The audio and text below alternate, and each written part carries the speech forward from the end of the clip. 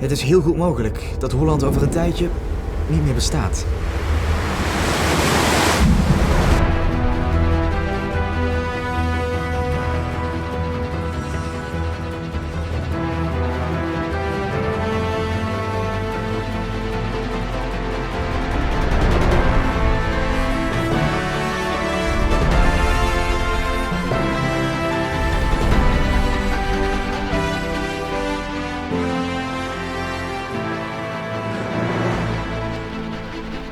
Als je het over Holland hebt, heb je het over de eeuwige strijd tegen het water. We kennen allemaal de drukke Randstad. Maar 1000 jaar geleden was hier niets. Geen steden, geen wegen, geen akkers en bijna geen mensen. Dus hier leven de eerste bewoners van Holland.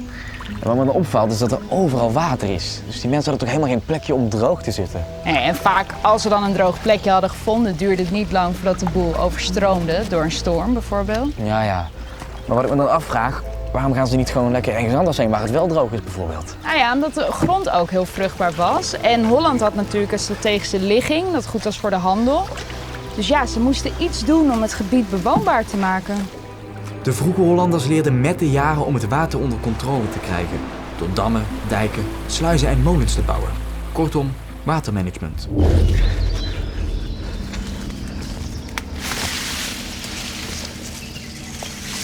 En toch blijft het water altijd een bedreiging. Heb je bijvoorbeeld wel eens gehoord van de verdronken dorpen?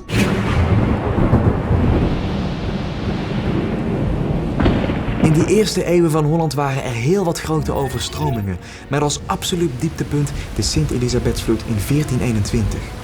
Rondom Dordrecht verdronken 72 complete dorpen met prachtige namen als Wolbrandskerke en Erkentrudekerke. Honderden mensen verdronken, zelfs baby's. Het onder controle krijgen van het water was zo belangrijk dat de graven van Holland zich er al snel zelf mee gingen bemoeien. Niet alleen om mensenlevens te redden, maar ook omdat een goed waterbeheer zorgde voor meer landbouwgrond en dus meer belastingopbrengst. Ja, hier op het Binnenhof zit nu onze regering, maar ooit is dit begonnen als een grote boerenhoeve, zo'n 800 jaar geleden. En vanuit hier bestuurden de graven Holland. Enorm, ja. Gaaf, hè? Supermooi. Ja. Die graven van toentertijd, kunnen we die vergelijken met wat jullie doen in de Tweede Kamer? Ja, ik denk dat er best wel veel veranderd is en dat er ook wel wat hetzelfde is gebleven. We zitten nog steeds op dezelfde plek en nog steeds wordt vanaf hier Nederland bestuurd. Maar er is ook wel heel veel veranderd. Toen waren de graven allemaal mannen, allemaal rijk. Ja, en nu kan iedereen gekozen worden in de Tweede Kamer, nou, ook vrouwen. Ja, zoals jij bijvoorbeeld, jij bent gekozen en jij zit in de Tweede Kamer en je werkt vanuit hier. En je hebt gewoon eventjes uitzicht op de Ridderzaal. Ja, gave plek hè? Ja. Ja, dat is de Ridderzaal. 1 keer per jaar kom ik daar, dan leest de koning de troonrede voor. En vroeger werd die zaal bijvoorbeeld gebruikt voor de staatsloterij. Maar hij is al veel ouder. Hij is al in 1288 geopend door Floris V. In de periode 1000 tot 1300 veranderde de graven Holland van een ontoegankelijke wildernis in een welvarend graafschap met steden, akkers en handel. De basis van het Holland hoe wij het vandaag de dag kennen.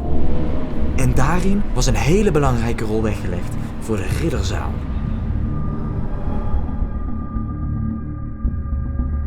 Het is toch bijna niet voor te stellen dat we nu op de plek staan waar 700 jaar geleden al die graven hun gast ontvingen, aten. Feestjes gaven, maar ook Deeltjes vergaderden sloten. over belangrijke dingen. Ja, zeker. En nu een Prinsjesdag hier. Ja.